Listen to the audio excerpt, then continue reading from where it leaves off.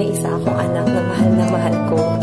Lahat gagawin ko para sa kanya, kaya ako nga pinasok lahat ng klase ng sideline. Lahat na ginagawa ko para matustusan ng mga pangangailangan ng anak ko. Kaya nga nagkakatakuban na ako sa pagtatrabaho. Alam ko, pero yung pera na kailangan mo ng 500. Hindi ako para sa school.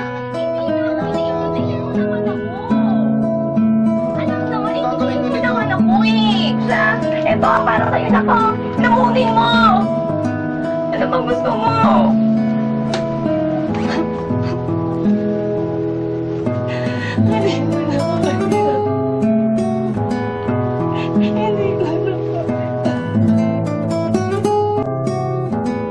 Ang hirap pagkasyahin ang hindi ko masasabing maliit na sweldo pero mainam para makakain ako.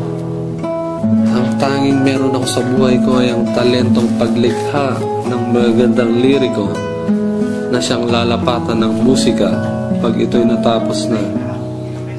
Sana ako atong gayong matumal naman ang pera sa ganitong pagkakataon. Napakarami ko ng utang, marami. Armas ko ang talento ko sa musika.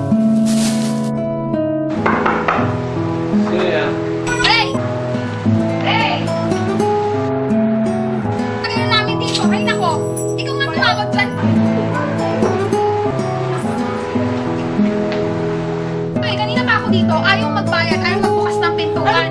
Bawat galaw, bawat indak, at bawat wagayway ng aking kamay ay may dahilan at ibig sabihin. Makikita mo ang tunay na ako sa tamang timpla ng musika. Hindi masyadong malakas, hindi masyadong nakakabulabog. Yung tama lang, tamang timpla. Sabay sa paggalaw ng aking katawan ay isang nagpupumiglas na hangin. Alam niyo, hindi ko kakayanin pag nawala kayo. Lupad ko. Hindi niya ako paggamot ko pa ang tatay ko. Alam niyo, hindi ko kakayanin wala kayo, tay. Mahal ko kayo, kaya kinagawa ko lahat to. Kakahiya ka na. Hindi ko alam pero ito talaga ang nararamdaman ko eh. Ito rin ang alam kong gusto iparating sa akin ng girlfriend ko. Sa tingin mo ba? Uubra ba ang kakarampot na kinikita ko pag tumutugtog kami? Hindi! Pambili pa lang ng singsing sa kasal, kulang na. Pero nang umasa pa sa pamilya ko at sa pamilya ng girlfriend ko, nakakahiya na talaga. Sa araw-araw na ginawa ng Diyos, walang sawang bangayan at pagtatalo ang dala sa akin ito. Paano na lang ako makakabawi pa? Ako si MC, ang pinakamagandang anak ng tatay ko. Kontesera ako sa mga Bucom. Bakla ka ba? Hindi alam ng tatay na ito ang buhay ko paggabi. Natatakot ako na umamin sa kanya. Pero paano lang ang hilig ko? Kailangan may mapatunayan ako para may pagmalaki niya ang pinakamaganda niyang anak. Diba, MC, ang mga ginagawa mo? Sa oras ng gabi, oh. Matutulog yung tao. Dito, malis ka muna. Hindi ka pwede dito. Sino yan? Sino yan? Pinsan mo to, malis ka rito. Ano yan? Ay, bitawan mo! Malis ka rito, pinsan mo nga yan. Bitawan mo ako! Ayos, bitawan mo ako!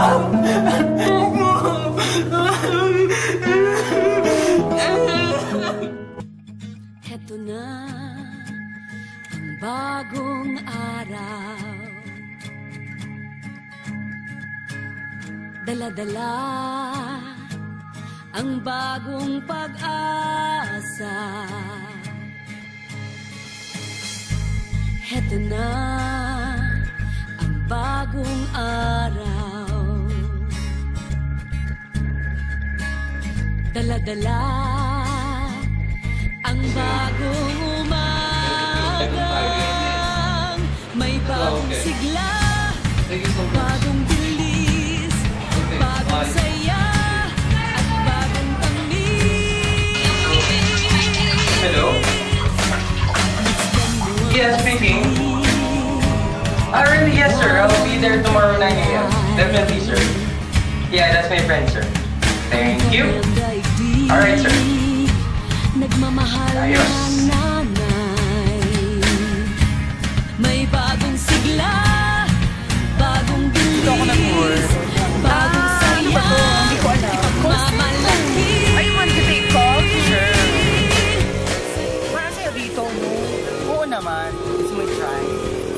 loob, try natin mag-walking. Seryoso? Oo, tara. Abot ko na ang tagumpay sa hamon ng buhay. Salamat sa inyo. May liwanag na ang mundo. Abot na niya ang tagumpay sa hamon ng buhay. Salamat sa inyo. Masdan mo ang musmus, ngiti ay umaaninag. May bagong kaagapay, bantay ng kinabukasan. May bagong sigla, bagong bilis, bagong sayang ipagmamalaki. Salamat sa inyo, mga tanong ng pangarap ko.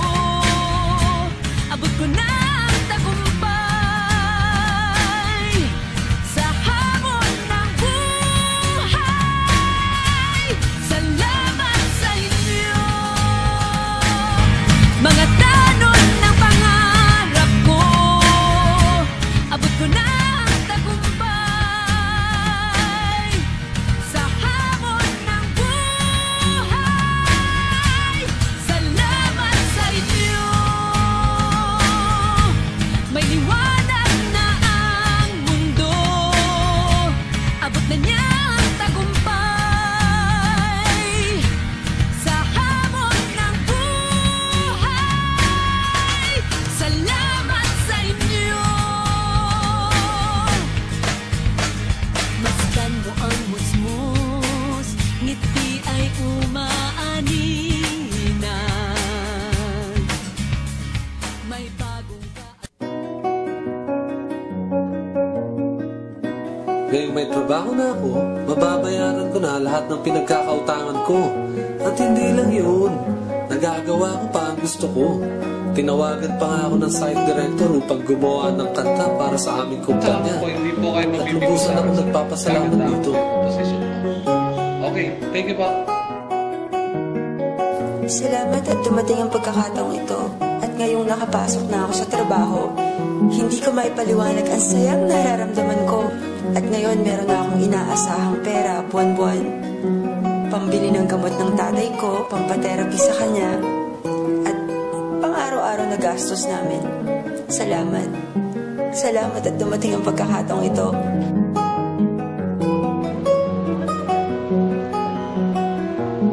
Okay na kami ng girlfriend ko. Kakasal na rin kami sa isang buwan.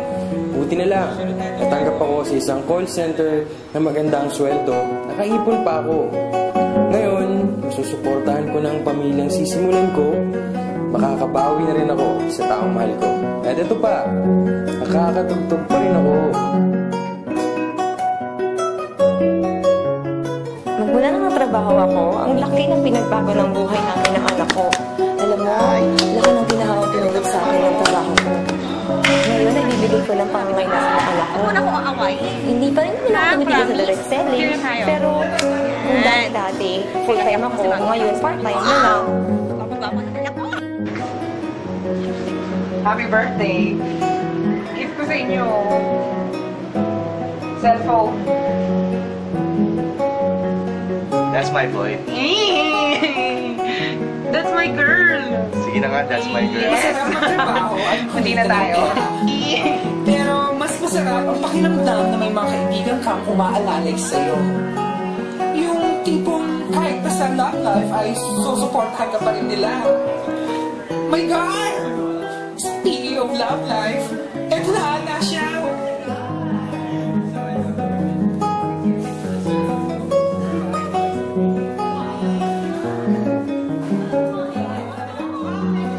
Guys, last call, log out. Thank you. Wait, coach. I'm almost done. Alright, please hurry up. Coach, I'm done. Okay. We'll wait for you outside, ha? Sabay-sabay tayo uwi. Okay. Okay. Are we gonna eat out? Tara. Okay. Good. MC, ang tagal ni ko. Oo, tagal-tagal niya na.